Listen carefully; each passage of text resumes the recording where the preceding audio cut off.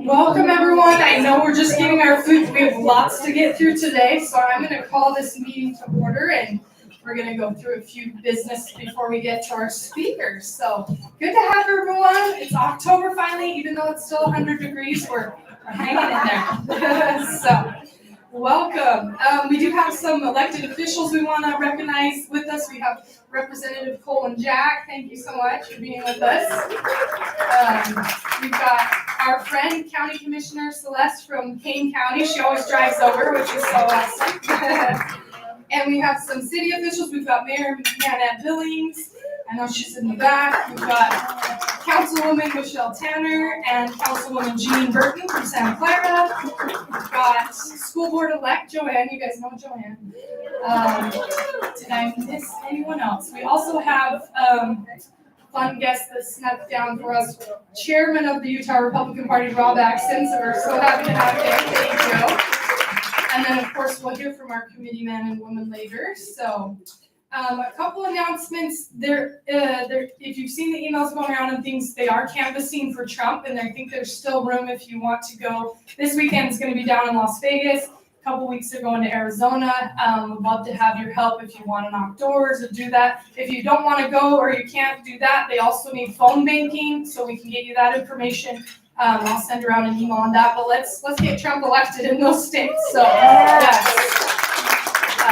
So that's coming up quick this weekend and within the next couple weeks. Obviously, elections coming up. We also have a Trump training here locally on October 22nd. So you should receive info on that as well. But it's going to start up at Tech Reg. We'll decorate our cars, Trump flags, all that, and we'll make our way down to the county building for kind of a fun party. You can bring your ballots at that point and put them in the county drop box. So it's kind of a bank your vote and Trump train. So that'll be fun. Let's see. I don't know if Lisa's in here. I forget what time it starts, but we'll get that to you. What day is it again? It's October 22nd. So mark your calendars for that, and we'll get you the exact details. And then if you're new, the note cards, you can write your questions on the note cards on the table, and we'll ask our committee men and women those when we get towards the end.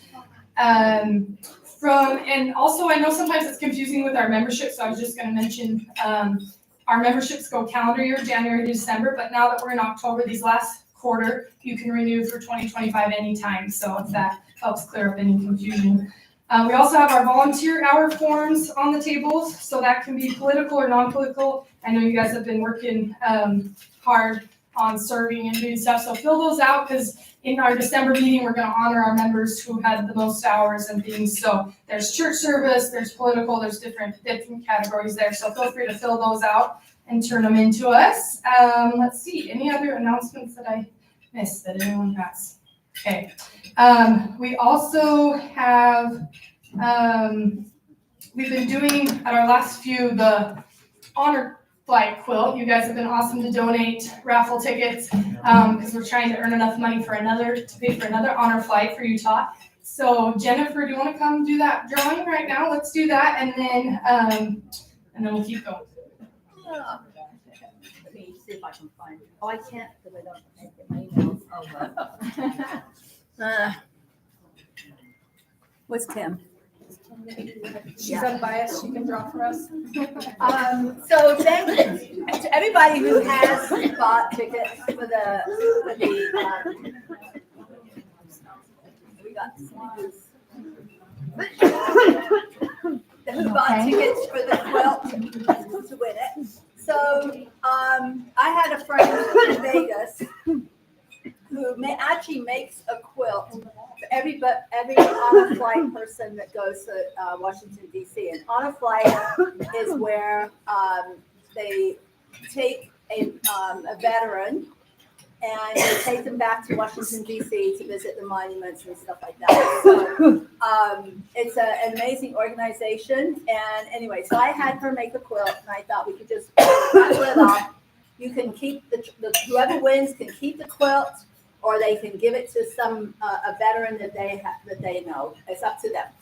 So with that, we have Kim is going to go ahead. You can twist as much as you want, and you can get in there and dig deep, girl.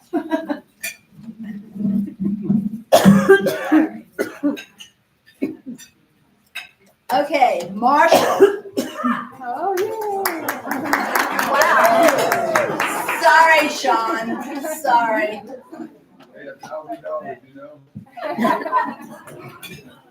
Awesome, congratulations to the marshals. Thank Can I you. just add something else?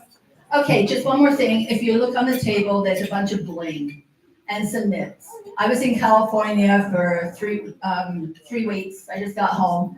And I went to 3 Republican women organizational things like luncheons, and we did a watch for the debate.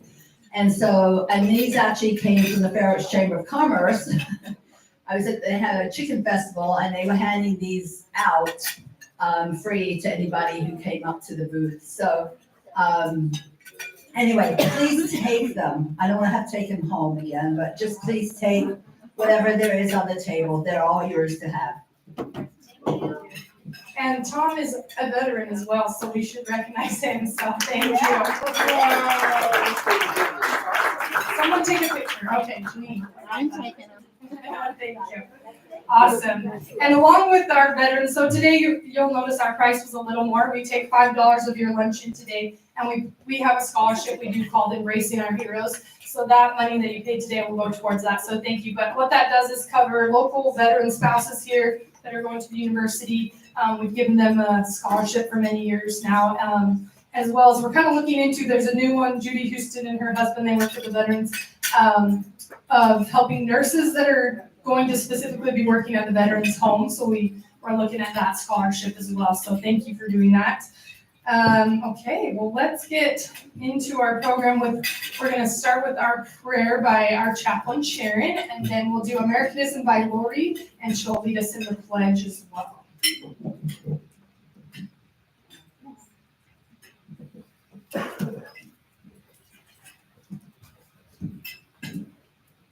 Let us pray.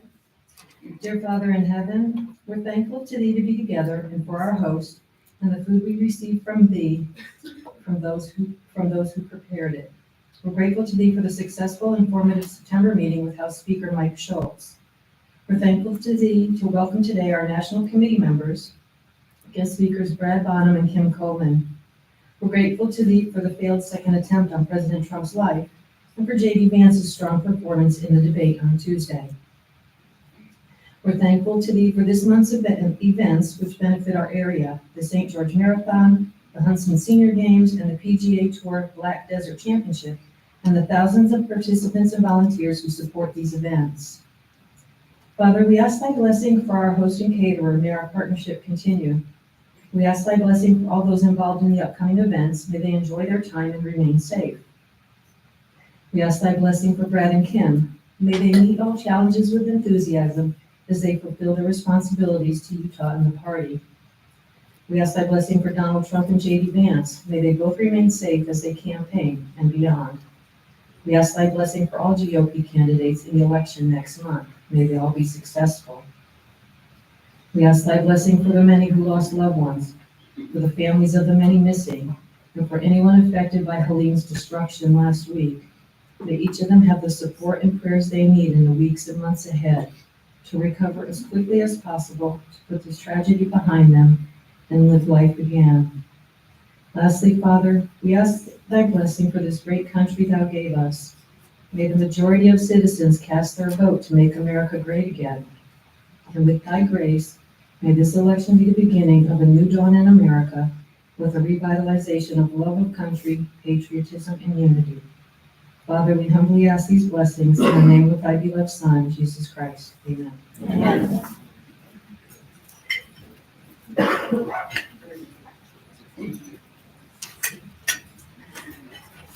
Today's Americanism recognizes a courageous young woman who put her life's ambitions on hold to be a voice for fairness in women's sports. Riley Gaines grew up in Tennessee and excelled in swimming at a very young age. She was recruited to the University of Kentucky's NCAA swim team, where she became one of the top swimmers in the Southeastern Conference. She was a 12-time All-American swimmer, and during her tenure at the University of Kentucky, Gaines was awarded Scholar Athlete of the Year by the SEC, highlighting her excellence in both her studies and swimming career. Gaines received notoriety in 2022 when she competed in the 200-yard NCAA Women's Freestyle Championship, where she tied for 5th place with Leah Thomas, a University of Pennsylvania swimmer who had previously competed on the men's swim team at that same university. After this race, Gaines was made to share the podium with a biological male, but the trophy was given to Thomas for photo purposes. This experience motivated Riley to take a firm stance against the inclusion of transgender women in women's sports, arguing that it creates an unfair competitive advantage over biological women. Riley Gaines has emerged as one of the most influential public figures in the fight for protection of women and girls. She adamantly opposes men identifying as women encroaching on girls and women's sports, as well as invading their privacy in locker rooms, showers, and restrooms. Although Riley Gaines' early achievements laid the groundwork for her passion for women's rights, her future will likely continue on this hard-fought path. Some of her many accomplishments of late include a podcast titled Gaines for Girls, where she candidly discusses a variety of cultural issues facing girls today. Her activism has led her to lobby state representatives, support political campaigns, and speak at high-profile events, establishing her as a leading voice in the debate over transgender participation in women's athletics. She even wrote a children's book titled Happy No Snakes Day about standing up for truth. Last year, Riley created a social media movement to recognize biological females. When she noticed where trailblazing women should have been honored, it was men identifying as a woman who were being honored. This gave her the idea to dedicate a day to honor real women, ones with female chromosomes. So in 2023, she declared October 10th, 1010 or XX in Roman numerals to signify a woman, Real Women's Day. So 1 week from today, let's join Riley in advocating for the integrity of women's sports and also honoring this fine young lady who speaks out on a sensitive issue in the face of backlash. Real Women's Day should be recognized not only to celebrate women, but to serve as a crucial reminder to keep women's spaces available only to real women. So let's celebrate womanhood and the special role that women play in society. Will you please join me in the Pledge of Allegiance?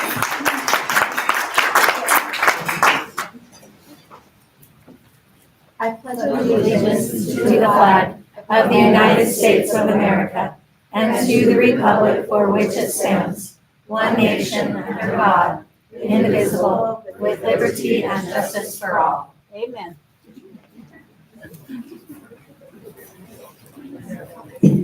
Thank you, Lori. We were all big Riley fans here. So. Okay, next we're gonna have Marion give us a report on literacy. So we do a literacy donation every year. She's gonna tell us what we did this year. And then we'll turn the time over to Alexis to introduce our speakers. Oh, and I was told the chop train starts at 5:30, so 5:30. Starts where though? At the Tech Ridge, part of the top. Oh yeah, sorry, I'll give you that. Hi, this year I was in charge of the literacy program here. And with school choice often spoken about, I wanted to donate our books to charter schools in our area. So the books I chose were the Constitution of the United States and Other Patriotic Documents by Greg Jarrett. It has all of that and then explains it to them as well, what it means, what they mean.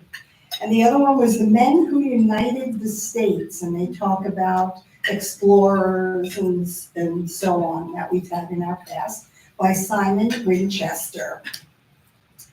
So I've delivered the first set of books to Vista School off of Snow Canyon, and they were great.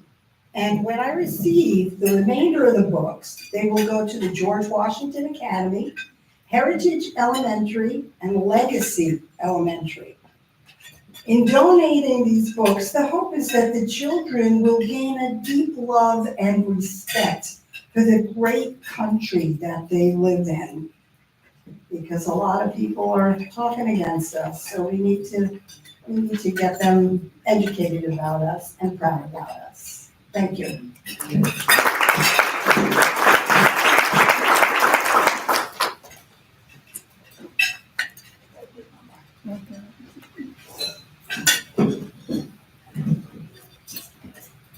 Okay, is this This one? Ah, we got it. All right, so I'm gonna introduce Kim first because she's gonna speak first today, and then I will, after she's done speaking, I will introduce Brad, and then he'll come up, if that's all right with everybody, and then we will let them tag team question and answer after they're both done speaking. So I got a sweet message from Kim's husband, and he says it's kind of something funny that they have in their family, but it wouldn't surprise anyone who knows Kim, because she is always doing something over the top and changing the world, and because her enthusiasm and work ethic both know no bounds. Our kids came up with a tagline for her when they were younger. They always say that when it comes to their mom, anything worth doing is worth doing to excess. And I think that that's true, because wait till I read you her bio. I won't take too much time, but you do need to hear this. I was aware of some of what she's been involved in, but I told Kim, I'm like, maybe the list of things that you haven't been involved with the Republican Party would maybe be shorter. But this is really incredible. So currently she's our national committeewoman. She is a senior policy advisor in county government and an adjunct political science instructor. She has served as vice chair of the Utah GOP. She has served on the SEC for over a decade, which that's impressive, because I mean, I've only put in a couple of years, but I feel like I'm getting gray hairs from it. So that's an impressive feat there. And she has been a campaign and elections consultant for nearly 25 years with outstanding win records. Kim served 3 terms in the House of Representatives, holding several leadership positions, and is regarded as the state policy expert on campus free speech and due process rights. She served as the chair of the National Center to Protect Free Speech. And there is a whole lot more, but I will let her tell you whatever else that she would like to share. I mean, literally, I could go on and on. She is an incredible woman who has done incredible things for the party, for advancing conservative causes, and I would love for you to warmly welcome Kim Coleman.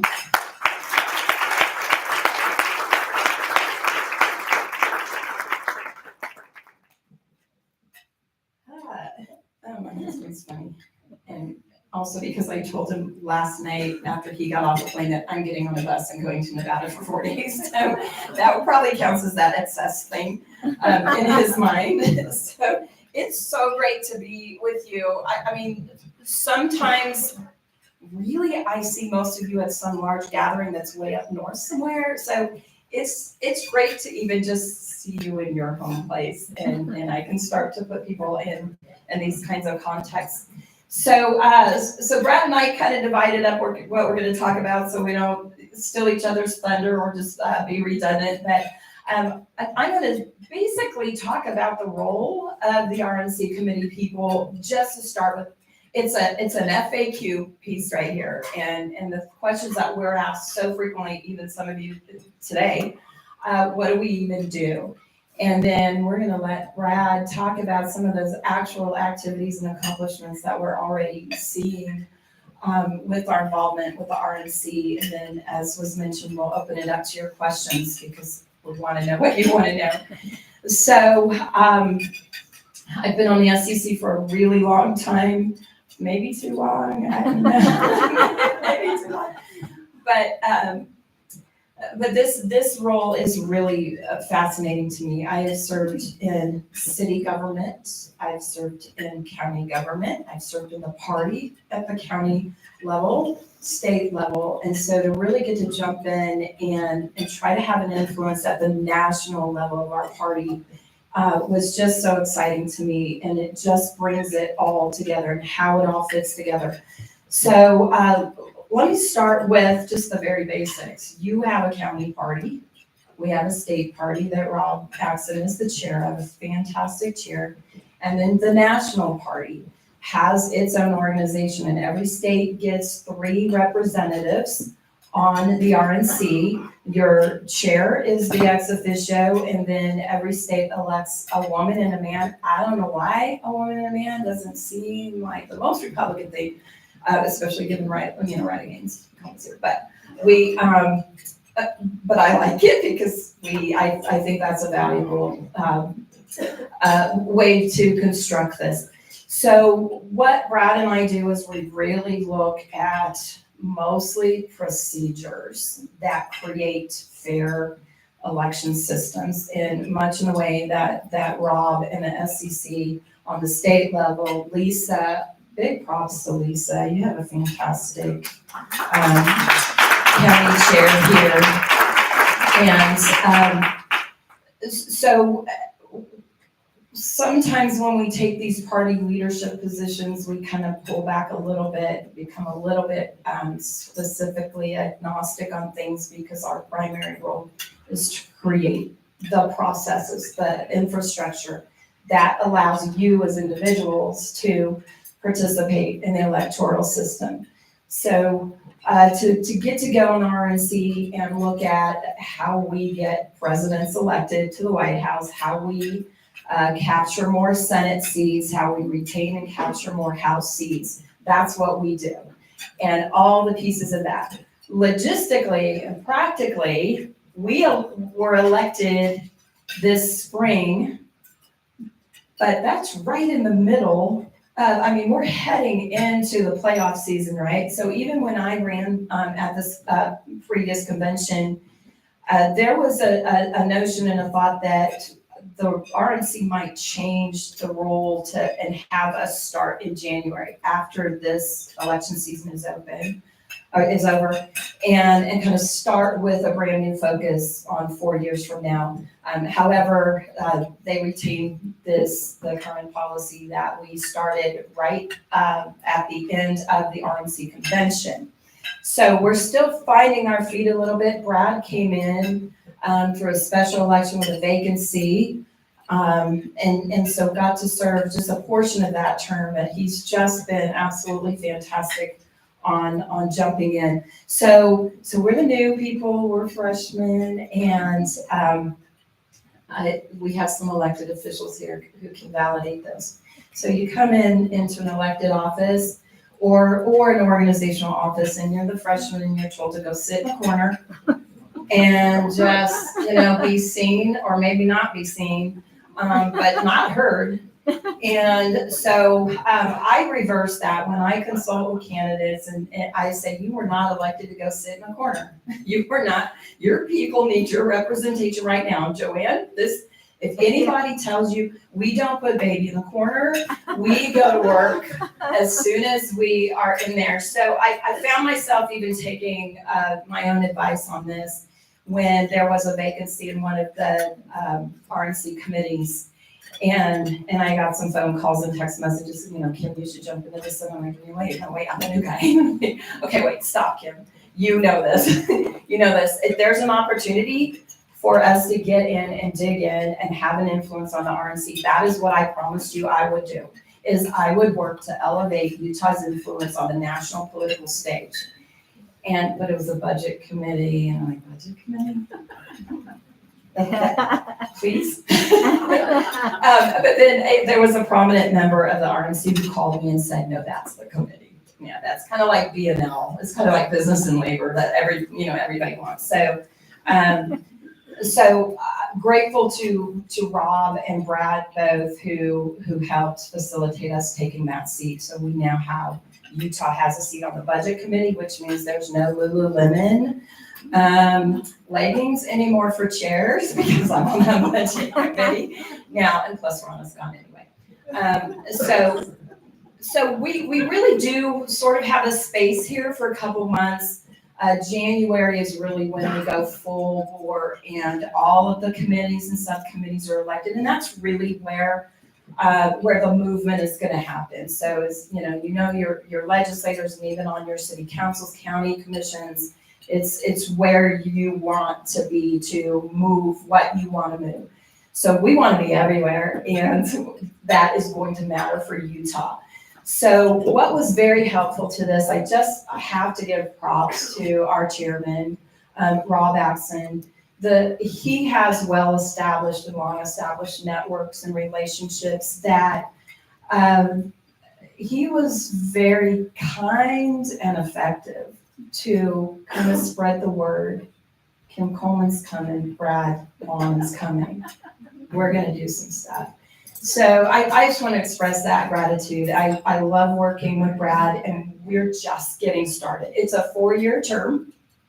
And like I said, we really start having the committee work come together. And we've worked the three of us together, where can we strategically put ourselves so that Utah really does have this influence. And I just want to tell you, there are conversations happening about Utah and policy and elections, and where we are geographically located, that absolutely we are having that greater influence already. And, thanks to laying a lot of that groundwork with Rob. But sometimes Utah is a little bit ignored because we're not a swing state, and we're reliably red, right?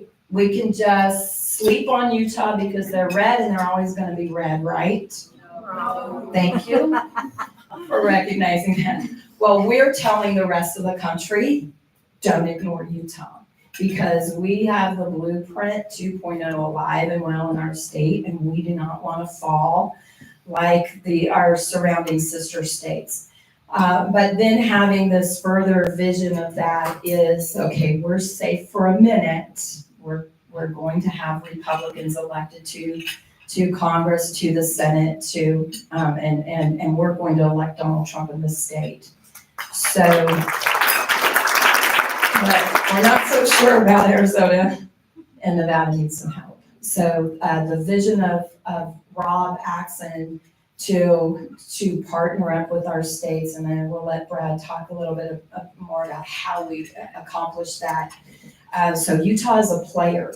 So I'm here to tell you, Utah, we are in this game, and a lot of conversations are happening. So when I can get on a call with prominent policymakers, influencers, advocacy groups across the country, because they call me because I'm talking about a thing.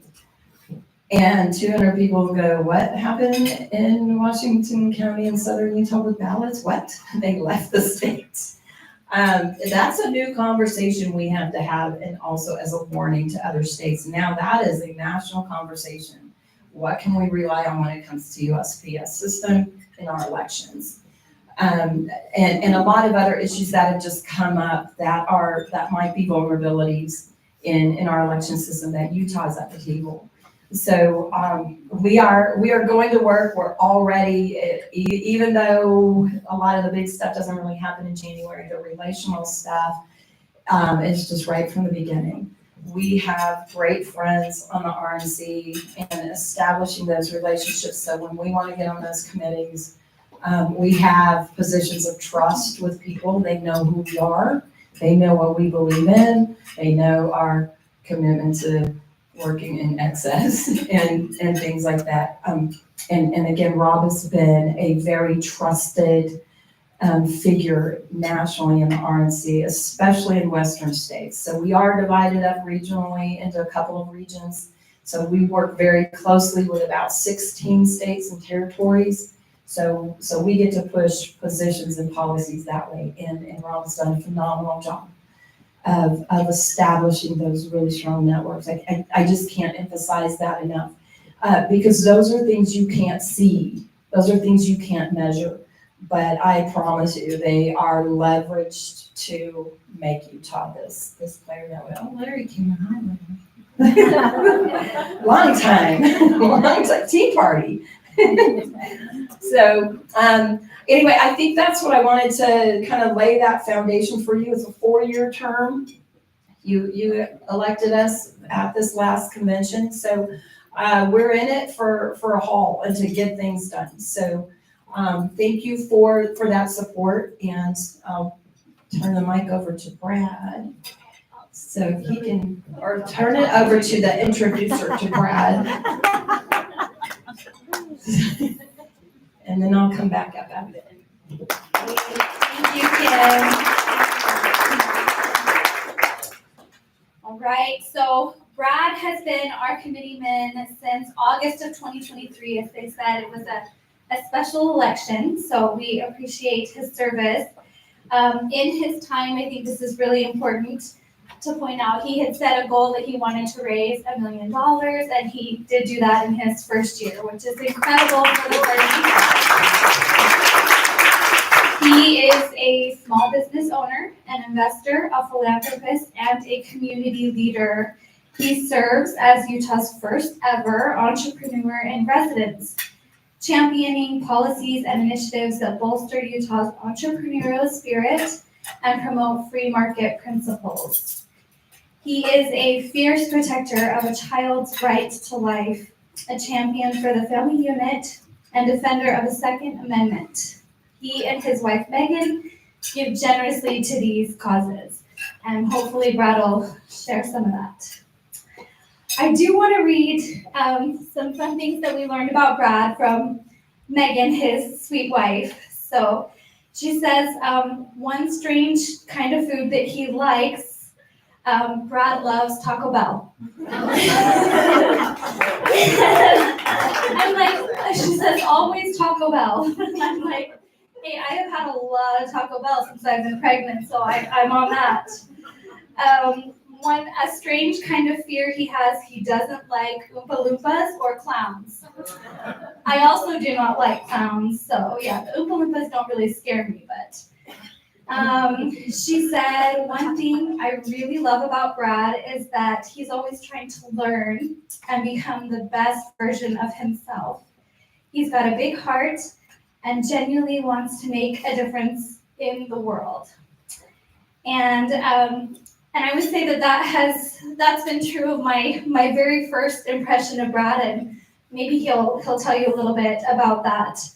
But that was my very first impression of him as well. She says, I know serving an LDS mission in Argentina also really transformed him. Becoming a dad for the first time was life-changing.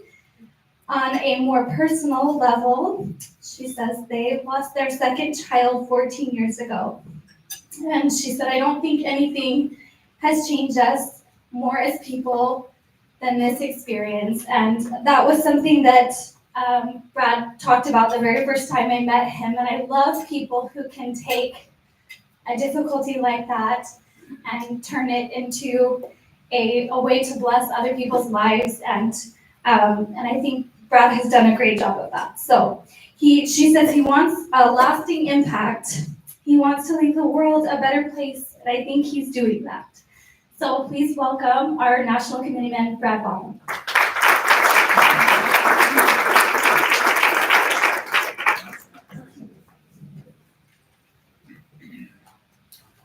Well, thank you. That was very nice. I do happen to really like Taco Bell. They have a new cantina menu. If you haven't tried it, food here today is way better than Taco Bell, but it's that quick hit. I did want to say thank you to a few people. I've had the opportunity to serve with a couple of you here in the audience, specifically Haley, Alexis, and Lisa, as we have gone about working and doing some really great things at the SEC level. And thank you. I've been here for the Lincoln Day event, a wide variety of political events. I can affirmatively say this, having been to every Lincoln Day event across the state of Utah this year, which I vowed to do when I ran for National Committeeman. There are no more committed patriots to our country, to our Constitution, and to the values that we hold as Americans than right here in Washington County. And so I love coming down here. And in fact, when COVID hit, I was the CEO of my business. I started a business as a college student that turned into kind of a larger business in Salt Lake. When COVID hit, no one really knew what to do. We kind of sent everybody home. We bought laptops for everybody. We were working remotely. My children were sent home from school. And then Salt Lake County got weird. Any of you that lived in Salt Lake County know exactly what I'm talking about. I mean, you could not go out to eat. You could not. You couldn't gather. There was real restrictions on gathering, and they, in some cases, arrested people for gathering. And we happened to buy a second home right here in St. George 2 months before COVID hit. And if you talk about fortuitous timing, we moved here. So I actually lived in St. George, the land of the free, during COVID. And we still spend a great deal of time down here. So this is definitely a second home for us. But thank you to Alexis, Haley, and Lisa. Y'all are so amazing to work with, committed, and you accomplished some amazing things. And by the way, happy birthday to Lisa yesterday. So yes. I'd like to share just a little bit of my experience being your member of the Republican National Committee. This opportunity came up to run for this position when Bruce Huff, our previous National Committeeman, vacated the seat to run for Congress. And so if you remember, Celeste Malloy, Bruce Huff, a number of people ran for this congressional seat that was vacated by Chris Stewart. And so the opportunity came up to run. There was still a year left in Bruce's term as National Committeeman. And I asked the same exact question that almost everyone asks: what on earth does the National Committeeman do? And I think Kim kind of explained it, but in the Republican Constitution for Utah, there are only two things that are called out to be the National Committeeman or National Committeewoman.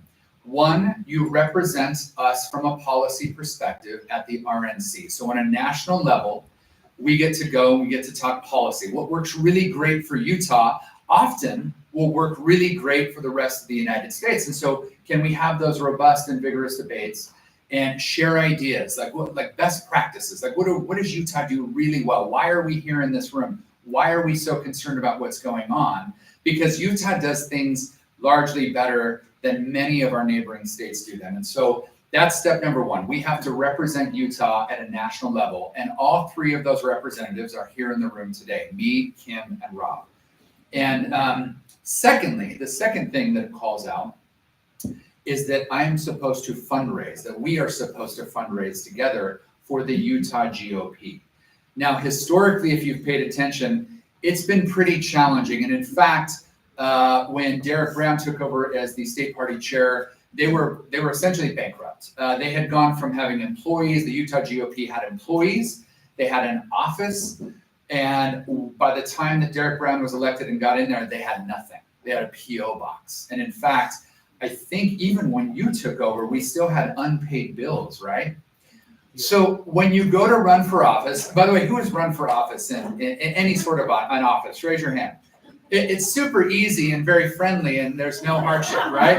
Michelle Tanner's like, yeah, that's not been my experience.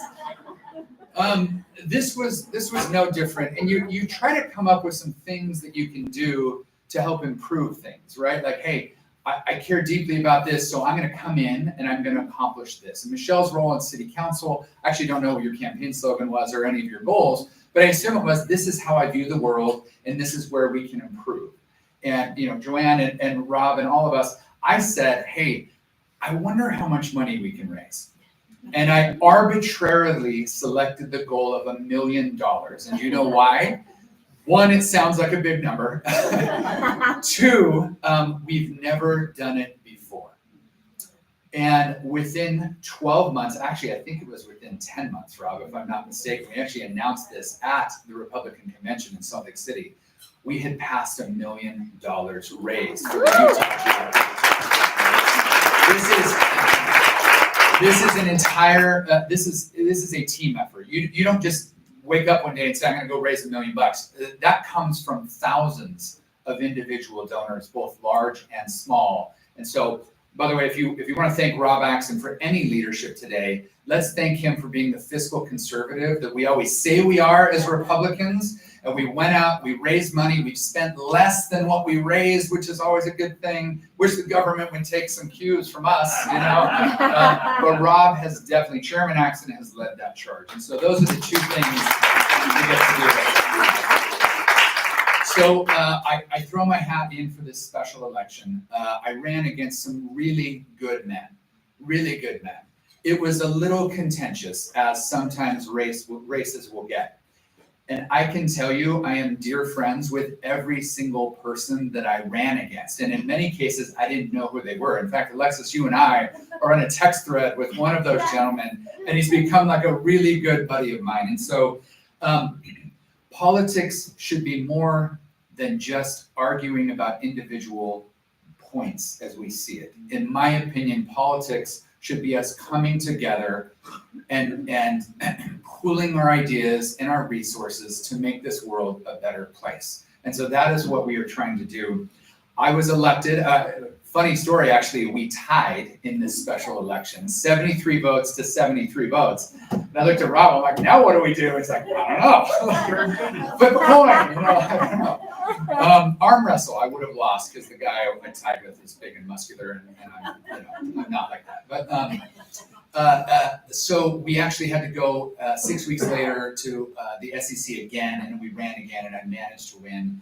And so here I am. My very first meeting at the Republican National Committee level was I in Houston? I think I was in Houston. And Chairwoman Ronna McDaniel was there. And there was a great deal of division. There was a great deal of the committee that wanted to sue her, that wanted to kick her out. I will tell you, I felt no unity in that group of people. I felt there was zero onboarding. No one reached out and said, hey, welcome National Committeeman. Let's get you on board. Let's get going and whatever. It was mostly party infighting. At the start of this year, Ronna had stepped down. Donald J. Trump was our presumptive nominee. And essentially what happens with the RNC, when you have a presumptive nominee like Donald Trump, the RNC becomes a vehicle by which that presidential candidate gets elected. And so that is our primary focus, because if we win the top of the ballot, statistically, from a data perspective, top of ballot leads to down ballot races. We can win Senate seats, we can win congressional seats if we do a really good job at the top of the ballot. And so the RNC has essentially become an election vehicle for Donald J. Trump and his team.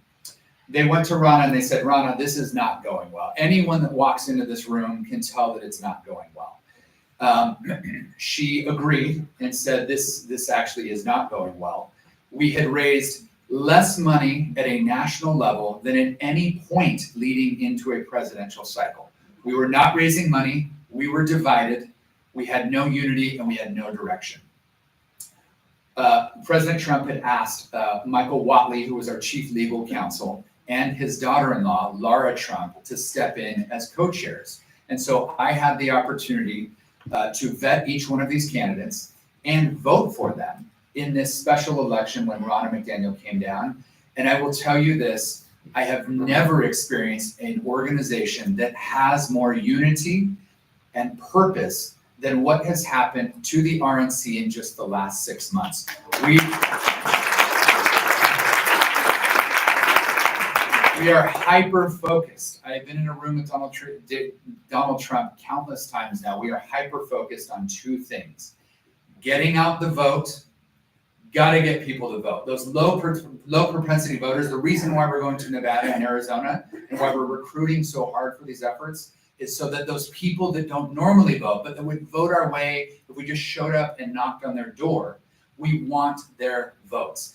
In those states where ballot harvesting is legal, we as Republicans have been like, oh, that's a dirty word or whatever. And we've lost the states where it's legal to the Democrats because they have employed that effort. So this year, in fact, we are ballot harvesting. We are going door to door. We're saying, hey, you haven't turned in your ballot. We show that you've voted Republican or lean Republican, or you're an independent. How can we convince you that this is the right choice, that these policies are what make America great?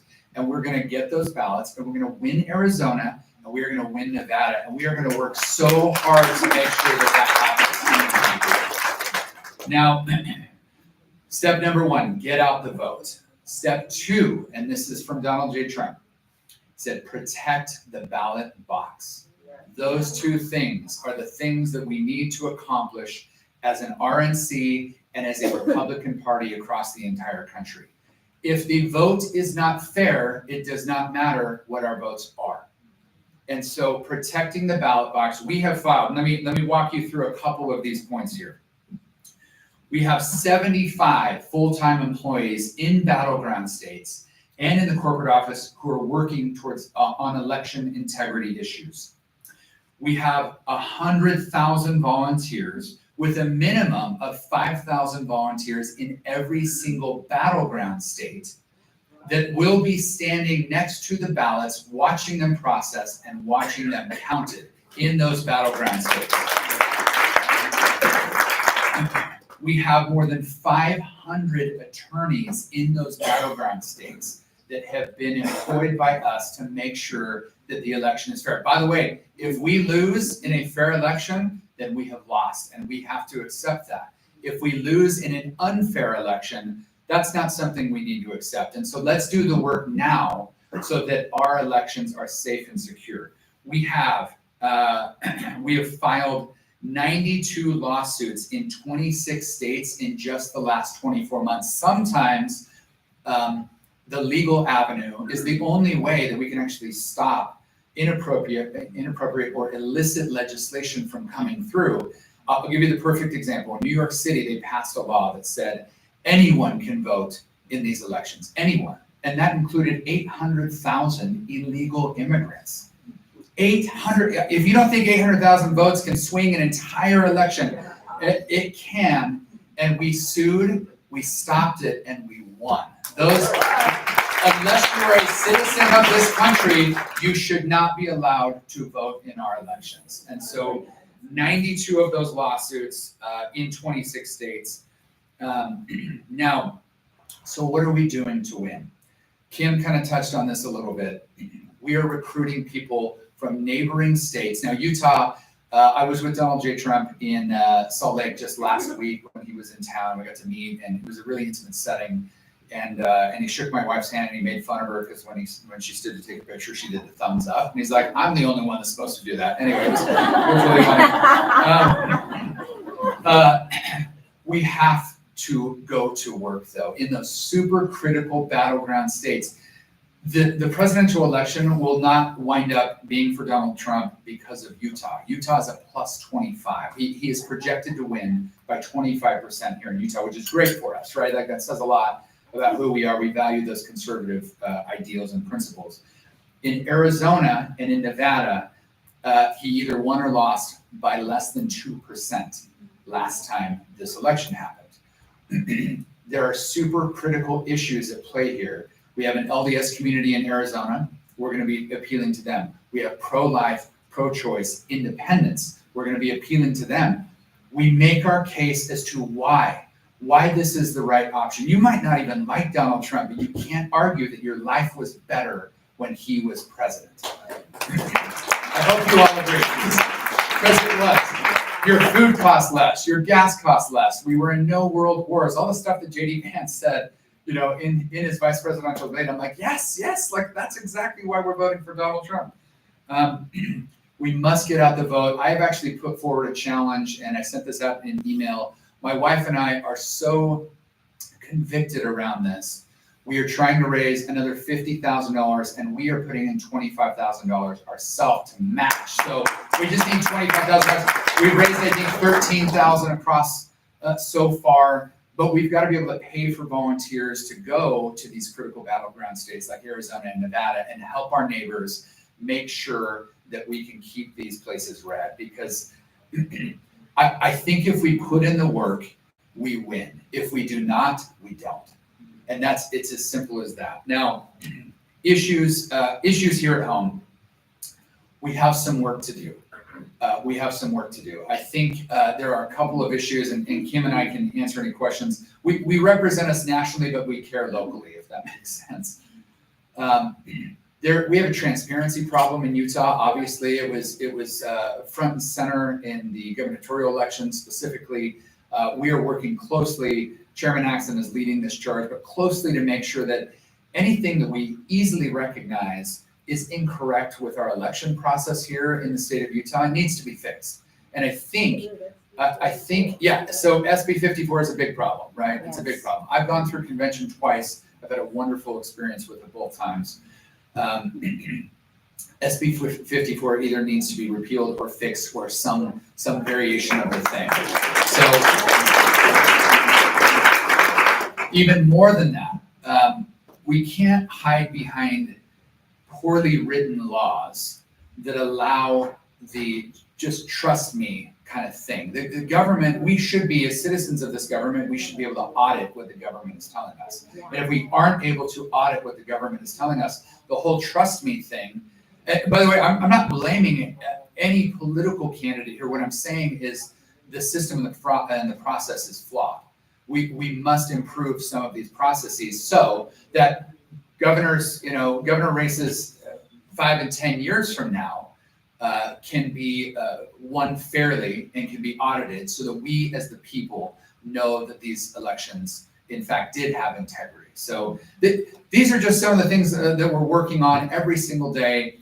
We volunteer our time, by the way, none of these are paid positions. We just care deeply about the great state of Utah. I built my business here. I'm raising my family here. We live in the land of the free here in southern Utah on occasion.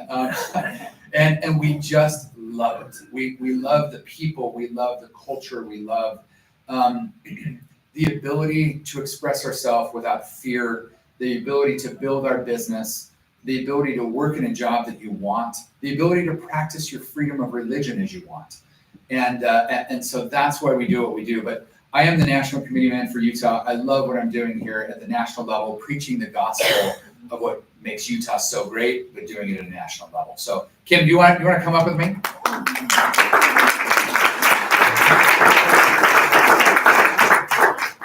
Yes, please. So I just Googled it. Only 36 states have laws that require voters to show some form of ID. What are we doing to fight that? Yeah. Can I add something? And Sure. Governor Newsom just signed a bill that makes it illegal to have to show your ID. Yeah, well, the communist state of California has some pretty big issues, generally speaking. I will say this. I just came back with that. So I served, Alexis mentioned this in her bio. I served an LDS mission to Argentina. It was a beautiful and very hard 2 years of my life. And sometimes I wake up in a deep sweat that I've been called again and I have to leave my family and kids and go relearn the language. It's a beautiful place. When they go vote and President Milei is their new president, I don't know if you guys have paid attention to what's happened to Argentina and their politics. He is the Donald Trump of South America. His inflation rate has gone from 258% down to 21% in less than a year. That is the impact of proper. So the reason why I bring this up, in Argentina, in order to vote, you must have two things, a thumb and an ID. Thumb for the fingerprint, right? And an ID in order to vote. If a third world country that has struggled under heavy inflation, terrible economic policy, and government corruption requires an ID and a fingerprint in order to verify that you are who you say you are, why on earth are we not doing this in the United States of America? Like, it's front and center for us. When we talk about election integrity, it's not always that there's blatant fraud and everyone's trying to steal the election. It's issues like this. Let's make sure that you're a citizen of this country when you go to vote. Basic election integrity 101. And so that's a good question. And that's also a good example of the RNC has standing in litigation to a degree that a lot of other entities don't. And so the RNC has taken some of these issues very seriously. Again, Brad mentioned we're engaged in 92 court cases now, and a good handful of those have dealt with voter ID, and we're prevailing in those. So having that capacity at the RNC level it hasn't been there in the past. If you're not raising money, you're not putting lawyers to work.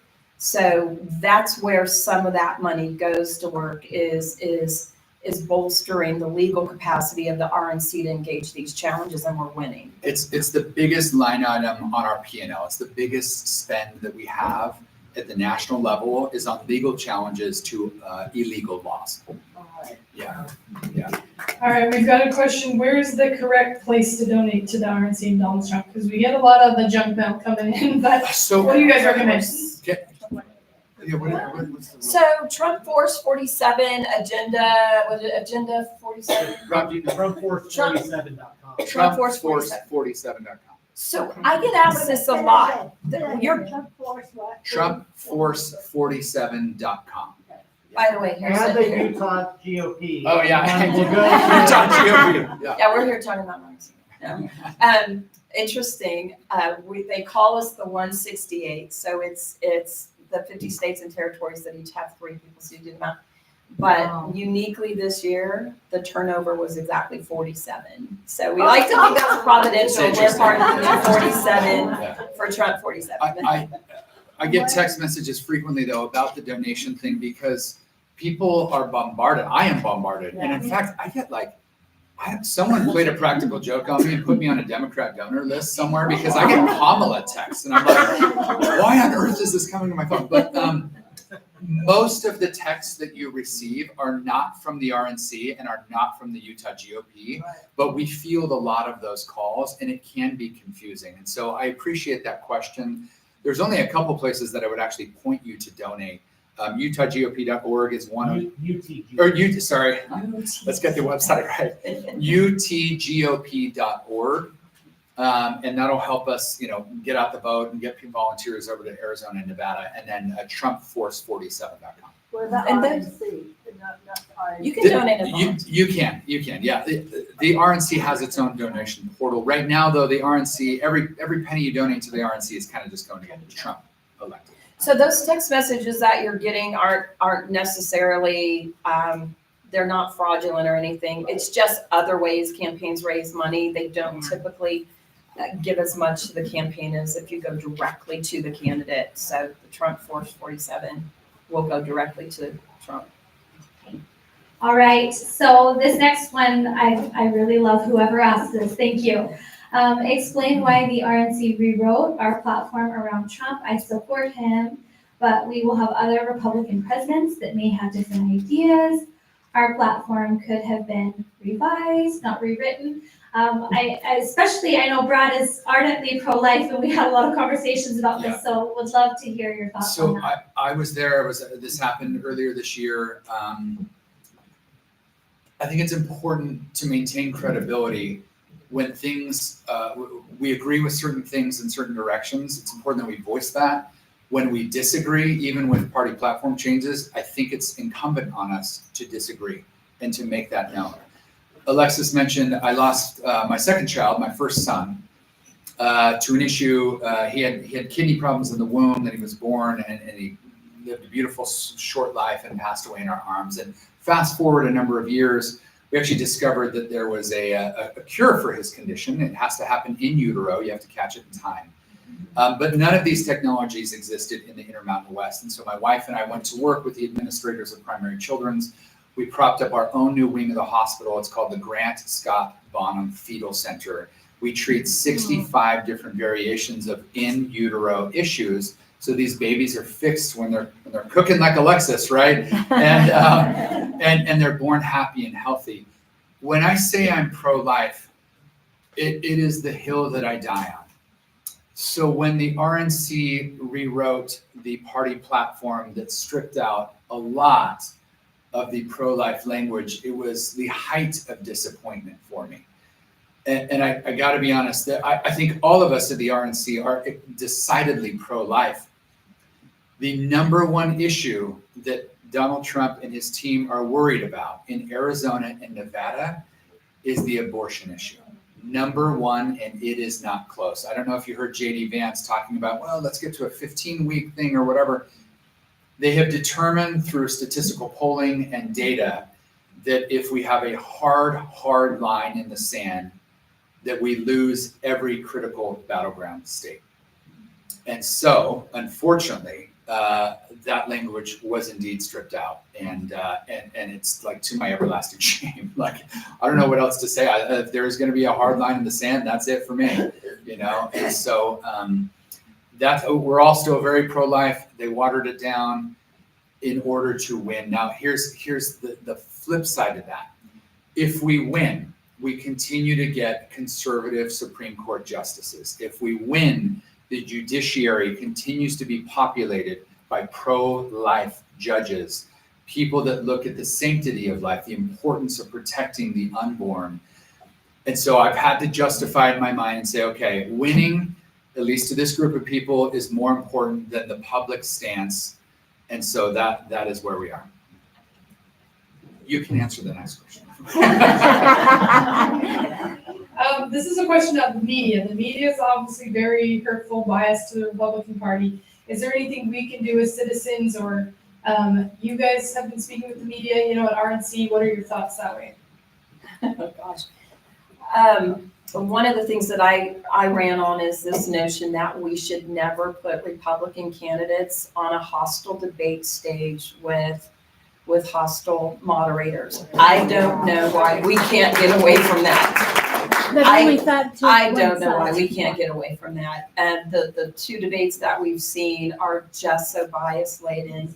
I in my college class, very evident to all of these students that, you know, it was very, very one-sided. So there is a role for the RNC to lean into policies regarding the debate stage. Tremendous pressure to go ahead and have these debates on big national platforms. We have the same thing happening at our state level. We have a debate commission. Go look at who's a member of that debate commission. That is not a balanced commission.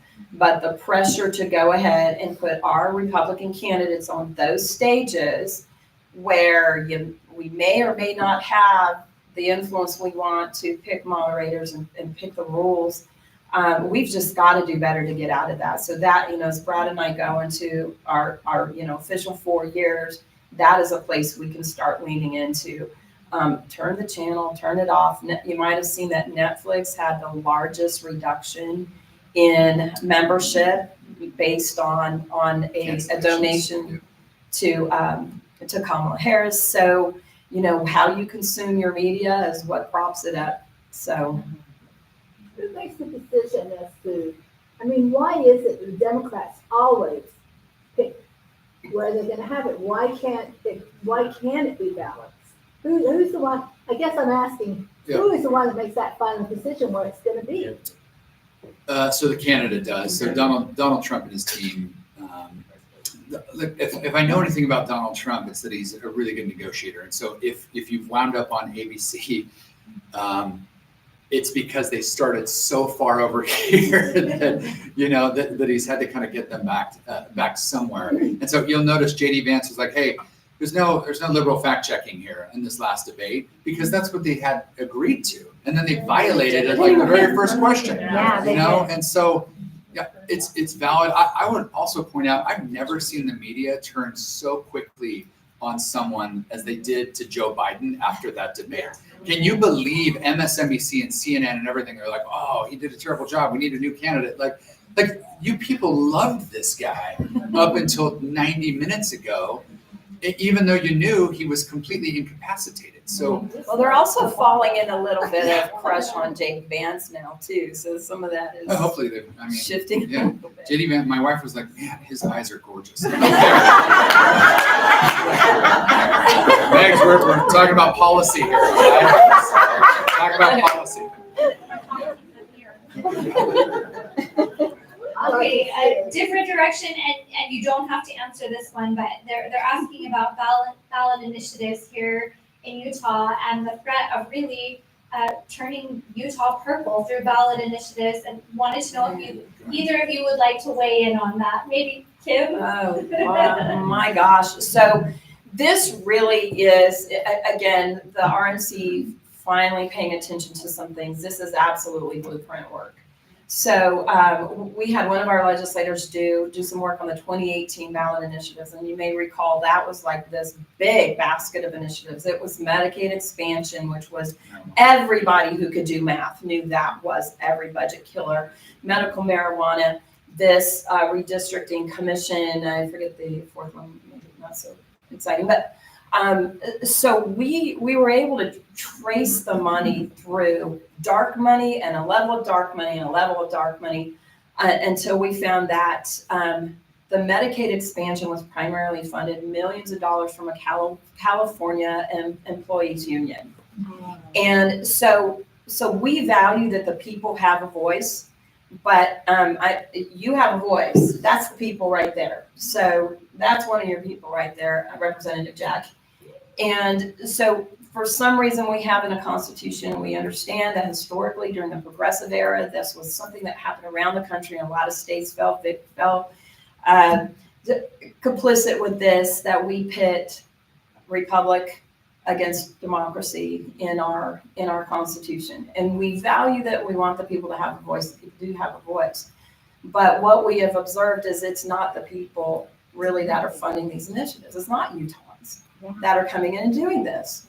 So if we had a system that could ensure that this is by Utahns, for Utahns, paid for by Utahns, we might have a different discussion. But we have learned that this is an absolute problem in flip states, just with that 2018 initiative on redistricting, which we did not have some successful court action on that recently.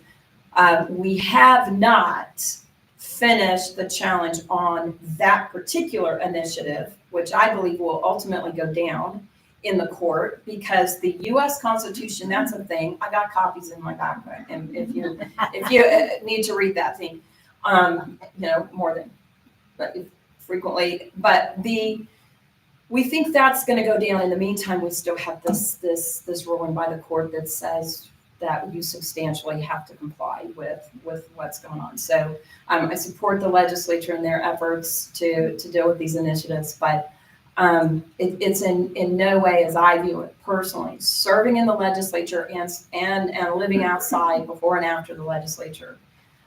This is not the people. It's not necessarily the will of the people, and we have no way of controlling for anything else, against anything else. If you look over the history of time as far as initiatives or referendums are concerned, it is almost entirely who spends the most money, almost entirely. And so, of course, we want a voice as the people, right? And that's why we elect amazing representatives. And if we don't like what they're doing, we should vote them out. And so this is like a massive concern of mine. I spent my childhood in California, where I was raised until I was a teenager. And if you have paid attention to California politics, it's almost entirely dictated by this exact thing. And we do not want to be California. So, yeah, good question. Thank you. Okay, after we get Trump elected, let's say going forward, we know he only has one term. Have you guys talked about, maybe not because you've been in the thick of the election, but what's the future going forward as far as uniting the Republican Party post-Trump?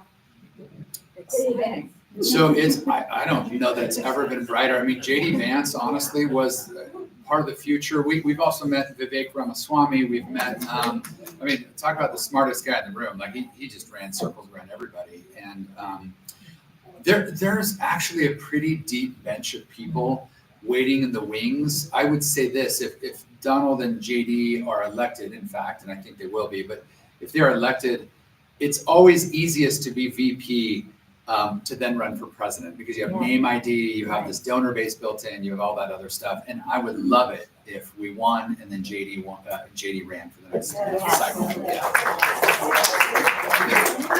That bench is very promising, exciting. Yeah, I know we have family members that were more willing to vote for Trump. They were happy to see that Trump has been bringing in people like RFK, like Tulsi, like it shows unity going forward, in that regard. Can I make a point really quickly?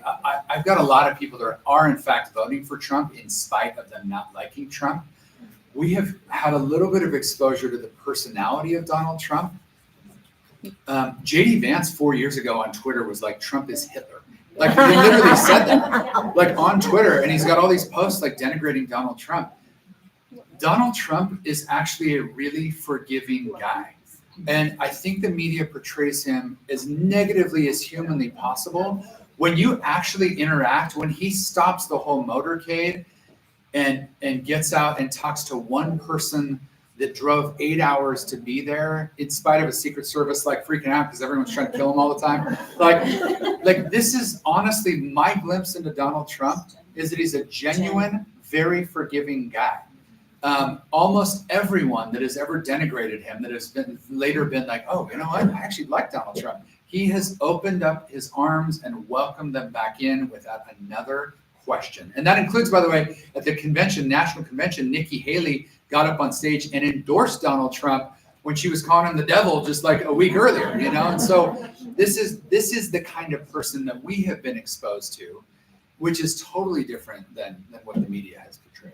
Yes. What is his personal stance on pro-life? Very, very pro-life. He is pro-life, but he knows that if he doesn't win, it kind of doesn't matter. Okay, so if he had his way, it would be 100% pro-life. Pro-life. He is decidedly pro-life. So is Chairman Watley. So is Laura Trump. They've been very clear on that. This is whether I agree with it or not, it's a campaign strategy because they know we'll lose a couple of key battleground states, which means we just lose. So this affecting a lot of people that are very pro-life. I have friends that say, I'm not voting for him. Yeah. The problem is then you get a waltz. And I know he denied this in the debate, but in fact, there's all you got to do is read it. If a baby is born in a botched abortion, they don't do anything. Just let the child suffer and die. It's like, I share that with yeah. them. They go, no, nope, we can't be pro-life on yeah, ourselves. yeah. He's take it from me, firsthand witness. Like he is very pro-life. Yes. Yeah. Okay, so have some more questions, a little bit on election integrity measures. One of them is pretty specific. How can we mandate voter ID in all 50 states? Is there anything that the RNC is involved with trying to push for further election integrity measures other than what we've already addressed? This is likely to be a states issue, right? Who said 36? I think 36 states currently have those kind of ID laws. Much like the Roe v. Wade kind of got overturned and pushed to the states, this will likely be a states issue. And so if we value that here in our state, if we value in-person balloting, if we value, make that known and push hard with your local representatives. It'd be nice to go. And then where it is being litigated, the RNC may also jump into those cases as a friend of the court. Yeah, it is unlikely at a federal level that we get that done. All right, I think we have time for a couple more.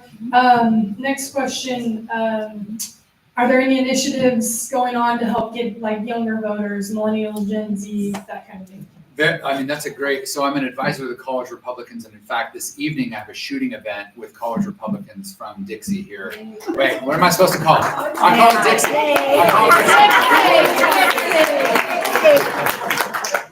It depends on the crowd, I guess. This is a Dixie-friendly crowd. Okay. So yeah, we have a shooting event tonight at 5:30 at the sports park.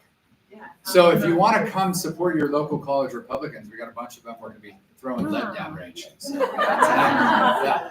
Well, another part of this is that is one of the direct initiatives that the RNC has deployed in the last little bit is building that young Republicans bench and providing resources for training and just engaging them in campaigns and in organizations. Along with that, the RNC has also done another smart thing to not feel like they have to reinvent the wheel on everything, but partnering with organizations that are already doing a thing really well.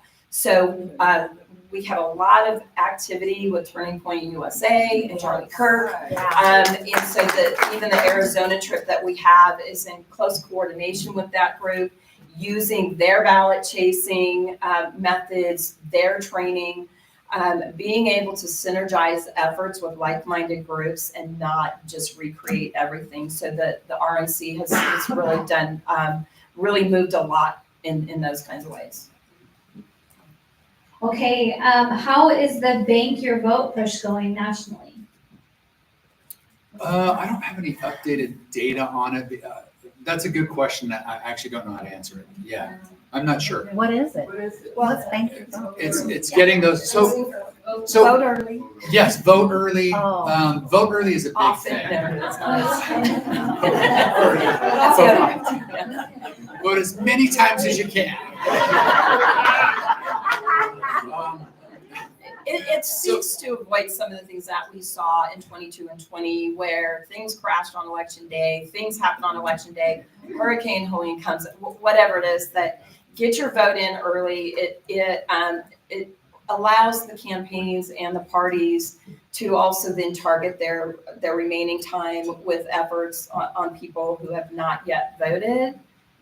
The problem, as it was explained to me by the RNC, is that we told everybody to wait, go vote in person, last day, and because of some of those issues, either systems crashing or Run out of paper. or you're right, like a wide variety of reasons. It's like, let's get as many votes in so that by the time we're towards the end of that election cycle, we actually have a smaller list of people that we need to reach out to because all these votes have already been cast. And so get them in, get them early, get them often. And I have to disclose, I'm just guarded on that whole thing myself. And I'm a same day voter, as much as I can. I like to wear that sticker and show up. Also like to look at what else is going on in that polling place. But we need to try this, and we need to, we'll have some data to look at after this to see if that was helpful or not. Lisa. I was just gonna follow up, sorry, about an allergy going on. Our Trump train is a Bank Your Vote Cool. train. So thank you. We're hoping that everybody will bring their ballot filled out, ready to go, and we're stopping at the ballot box, at the drop box That's on awesome. the way to our rooftop rally. So bring your ballots, fill them out, and for heaven's sakes, put them in a drop box. Don't send them in the mail, put them in a drop box. Washington County is ground zero of what can go wrong. And I mean, look, putting them in a mailbox 5 days before the election ends and still not getting postmarked in time, like that's no bueno. So I don't know her, but some lady got 3 ballots in the mail. sometimes I've I don't heard of get that that. happening. Yeah. So a close companion initiative to the Bank the Vote is our poll watching training initiatives. If you go to Trump Force 47, you can sign up to volunteer in a couple different ways. Poll watching is one, and you will get trained in ways maybe you didn't know. You could be trained to poll watch, and that starts with that drop box and following the ballots all the way through canvases. So if you are willing to put in that time, we need all the poll watchers we can get in this country, but including Utah. Again, California, I just got back. So. But their RNC headquarters in California actually has a drop box. And they have people coming in, bringing their ballots, and then they take a picture as the person is putting it in. And then they will take those ballots and take them down to the election office every single night. Yeah, that's a fantastic idea. Yeah. Okay. That's one thing they do right. This will have to probably be our last question. Brad mentioned unity, and I thought that was great, but they just kind of want to know what changes or differences are you seeing with the change with Michael Watley and Laura Trump compared to Ron McDaniel's leadership? Unity was a great start, but are there any other changes that you're seeing? Can we both answer this? Can Yes, we go please. First? Yeah, I mean, I would say there is that excitement, that is that, narrowed focus now. But it is much more eyes wide open to realities of our time. We see what happens when we fight amongst each other. Often it leads to a political loss. One of the recurring themes from the Trump team is, can we all come together? If you watch the RNC convention in Milwaukee, the breadth of people, we had this black rapper gal, the Teamsters Union leader. I mean, he's like, we hate business, we hate entrepreneurs, we hate capitalism, and he's like speaking at the RNC event. I'm like, well, this is different, you know? We have to cast that net as wide as possible and all come together. Sometimes because we disagree internally, we're like a big family. Largely, we believe the same. We just kind of find different ways to get there, and we can actually cause a lot of damage when we don't come together. And we allow opportunities for the Democrats or anyone left-leaning to come in our house because we're so focused on fighting each other and not the real battle that sits outside our house. And so the unity is a big call. You heard it a lot at the RNC in Milwaukee. You heard it a lot from Donald Trump. You heard it a lot from his team. We only win if we come together. And so that is the message, you know, that has been received loud and clear. And I would encourage all of us to think through that lens. Perfect. Thank you. As they mentioned, it's an unpaid job, and I know they put more than full-time hours in, so let's go around and talk. Come back really quick. We're just sharing some little Southern Utah treats with you today from Fry's Market and other places. So thank you so much. We appreciate you guys coming down. All right. Well, yes, be sure to, if you have more questions about knocking doors down in Vegas or Arizona, get on the phone banks. Salt Lake County also needs help if you want to go north. So yes, but we are really excited to hopefully get this election some big wins. And our next luncheon will be November. We're going to be talking about our charity, which is going to be United We Pledge. So that'll be a really good speaker next month. Join us. And I think if we haven't missed anything else, we'll take a motion to adjourn. Thank you. Thanks so much for being here today.